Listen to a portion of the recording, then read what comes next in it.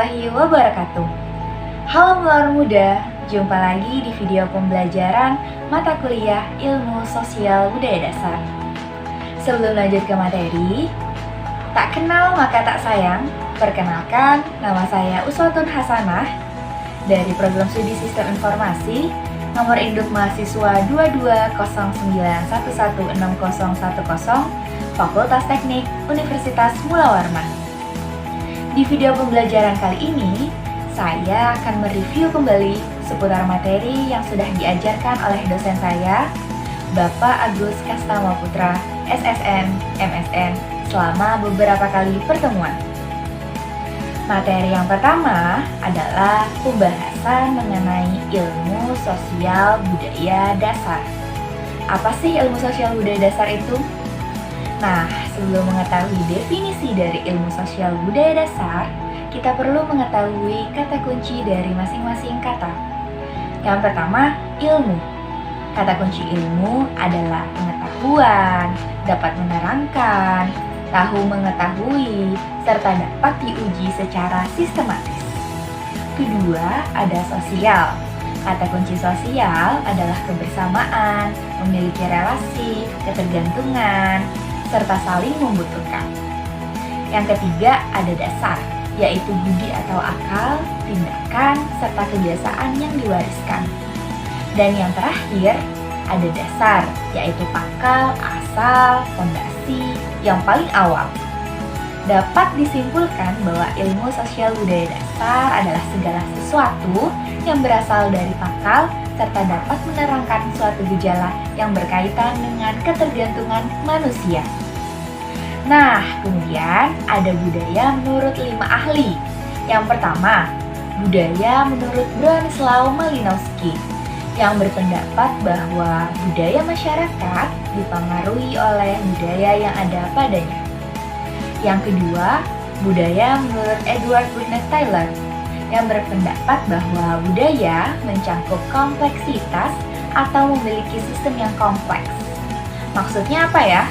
Maksudnya terdiri dari beberapa hal yang kompleks seperti pengetahuan, kepercayaan, kesenian, moral, hukum, adat istiadat, serta kebiasaan-kebiasaan yang didapat oleh manusia sebagai anggota masyarakat.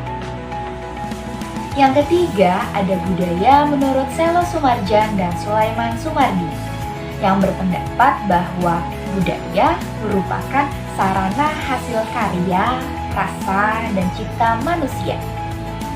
Yang keempat, ada budaya menurut Slamet Riyadi. Beliau mengatakan bahwa budaya merupakan suatu rasa cinta nenek moyang kepada keturunannya dan diwariskan.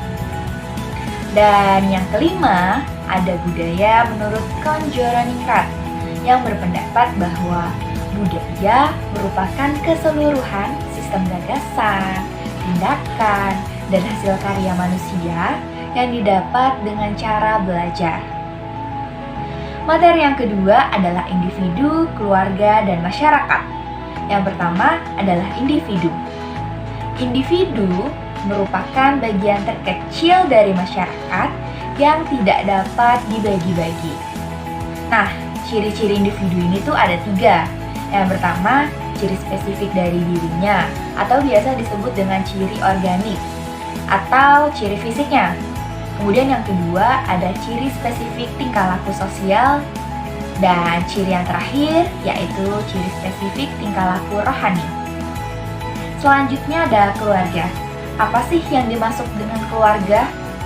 Keluarga merupakan unit terkecil dari masyarakat yang terdiri dari beberapa orang dan berkumpul atau tinggal dalam satu atap dengan keadaan saling ketergantungan. Nah, kalau ciri-ciri keluarga itu sendiri ada 5.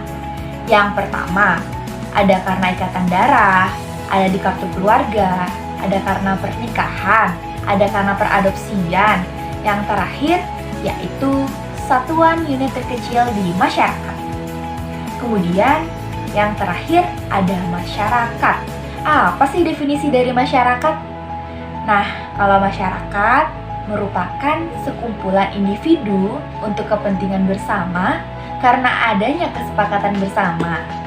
Kemudian ciri-cirinya apa sih? Ciri-ciri masyarakat juga ada 3. Yang pertama, dapat bekerja sama, ada karena kepentingan dan tujuan bersama, serta adanya kesepakatan bersama. Materi selanjutnya yaitu perbedaan manusia dengan makhluk lainnya. Kira-kira apa ya? Kalau manusia dibedakan karena manusia memiliki karsa, rasa, dan cipta manusia. Maksudnya begini, karsa ialah kehendak atau keinginan atau bisa juga disebut dengan niat. Kemudian rasa ialah perasaan. Dan terakhir, cipta ialah sebuah karya yang dibangun dengan pikiran serta dikerjakan dengan rasa sehingga menjadi suatu karya. Materi selanjutnya adalah 7 perbedaan manusia dengan hewan. Yang pertama, sebagian besar hidup manusia dikuasai oleh akalnya, sedangkan pada hewan dikuasai oleh nalurinya. Manusia bisa hidup di mana saja, sedangkan hewan tidak. Kedua, sebagian besar hidup manusia dapat berlangsung dengan peralatan sebagai hasil kerja akalnya, sedangkan hewan tidak sekompleks manusia. Ketiga, sebagian besar kelakuan manusia didapat dan dibiasakan melalui proses belajar, sedangkan hewan melalui nalurinya. Keempat, manusia memiliki bahasa lisan maupun tertulis, dan juga ada bahasa spesial yaitu bahasa isyarat, sedangkan hewan tidak demikian. Kelima, pengetahuan manusia bersifat akumulatif, artinya ia terus bertambah, sedangkan hewan tidak. Yang keenam, sistem pembagian kerja manusia jauh lebih kompleks daripada hewan. Dan yang terakhir atau yang ketujuh, masyarakat manusia sangat beraneka ragam dari segi ras, budaya, suku, agama, sedangkan pada hewan tetap saja. Materi selanjutnya adalah wujud kebudayaan. Nah, macam-macam dari wujud kebudayaan itu sendiri ada 3. Yang pertama, wujud ide atau gagasan. Biasanya sesuatu yang ada di alam pikiran dan tidak dapat diraba ataupun didokumentasikan. Biasanya sesuatu yang berasal dari agama, adat istiadat, dan berkaitan dengan norma. Contohnya seperti ideologi, kemudian ada norma, kepercayaan, atau acara-acara seperti Hari Nyepi. Yang kedua yaitu wujud kelakuan. Maksudnya, masyarakatlah yang melaksanakannya. Contoh dari wujud kelakuan ada 3, yaitu tarian, nyanyian, dan gotong royong. Contoh tarian misalnya, tari Pinyah Mandau dari Kalimantan Tengah, tari Mansai dari Kalimantan Tengah, tari Datun Ngentau dari Kalimantan Timur, tari Gong dari Kalimantan Timur, dan tari Hudok dari Kalimantan Timur juga. Kemudian, contoh dari nyanyian, yaitu ada Ampar-Ampar Pisang dari Kalimantan Selatan, ada Cicik Periuk dari Kalimantan Timur, ada Indung-Indung dari Kalimantan Tengah, ada Bebinian dari Kalimantan Utara, dan Mamangun Mahabu Lewu dari Kalimantan Tengah. Sedangkan gotong royong merupakan suatu kebiasaan baik yang telah menjadi adat istiadat di masyarakat. Nah, wujud kebudayaan yang terakhir adalah wujud fisik atau artefak. Wujud kebudayaan fisik atau artefak adalah sesuatu yang nyata serta dapat diraba, didokumentasikan. Contohnya ada patung, candi, alat musik, rumah tradisional, dan sebagainya. Contoh patung yang ada ialah patung Bekantan dari Kalimantan Selatan, patung Lembuswana dari Kalimantan Timur, patung Pantak dari Kalimantan Barat, dan lain sebagainya.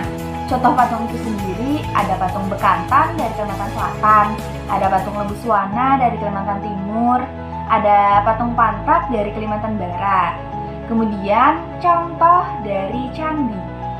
Contoh dari candi itu sendiri yang pertama ada Borobudur yang digunakan sebagai tempat ibadah agama Buddha yang berada di Magelang, Jawa Tengah. Kemudian ada Candi Prambanan sebagai tempat ibadah agama Hindu yang ada di Yogyakarta, Klaten. Selanjutnya adalah contoh alat musik, yaitu sape, rebab, gong, tuma, angklung, dan ketikung. Dan yang saya sebutkan barusan merupakan alat musik yang berasal dari daerah kita, Kalimantan. Kemudian, yang terakhir adalah contoh rumah adat tradisional, yaitu rumah adat Betang dari Kalimantan Tengah, rumah adat Lamin dari Kalimantan Timur, dan terakhir ada rumah Belontang dari Kalimantan Timur. Nah, selanjutnya adalah pembahasan materi mengenai 7 unsur budaya menurut Konjoroningrat. Yang pertama ada bahasa. Nah, kalau bahasa ini tuh digunakan sebagai alat komunikasi. Karena tuh bahasa memegang peran penting dalam suatu masyarakatnya. Dan dengan bahasa juga, sistem dan nilai serta petuah dan nasihat dari suatu kelompok dapat diwariskan. Nah, biasanya bahasa berupa lisan atau tertulis, dan bahasa spesial adalah bahasa isyarat. Karena tanpa adanya bahasa, masyarakat akan sulit berkomunikasi. Dan yang kedua adalah ilmu pengetahuan atau sistem pengetahuan. Maksudnya dengan belajar, kita dapat mengetahui ilmu pengetahuan, misalnya dulu membuat api dengan batu, tapi sekarang ada kompor. Yang ketiga yaitu sistem kemasyarakatan atau organisasi sosial. Dalam kemasyarakatan atau suatu organisasi sosial pasti ada yang namanya konflik. Kemudian dari konflik itulah peran organisasi sebagai wadah untuk kita dapat mengambil keputusan atau kesepakatan bersama, tentunya guna menyelesaikan permasalahan yang ada. Yang keempat ialah sistem peralatan hidup dan teknologi. Maksudnya begini, sekarang dengan adanya teknologi membuat peralatan hidup juga semakin pesat kemajuannya. Contohnya berkomunikasi, dulu menggunakan surat, tapi sekarang sudah menggunakan handphone atau telepon genggam. Yang kelima, sistem mata pencarian hidup. Maksudnya adalah pekerjaan. Ada yang petani, nelayan, pegawai, dan lain-lain. Yang keenam adalah sistem religi. Biasanya berkaitan dengan suatu keyakinan di mana manusia harus memiliki aspek keyakinan. Manusia harus percaya dan meyakini sesuatu yang lebih tinggi dari alam semesta. Yang tertinggi inilah yang mengatur alam semesta.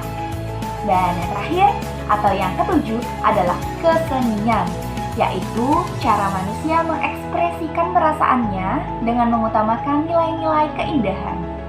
Nah, produk kesenian itu sendiri bisa dinikmati dengan panca indera, yaitu mata, telinga, bahkan dengan hati.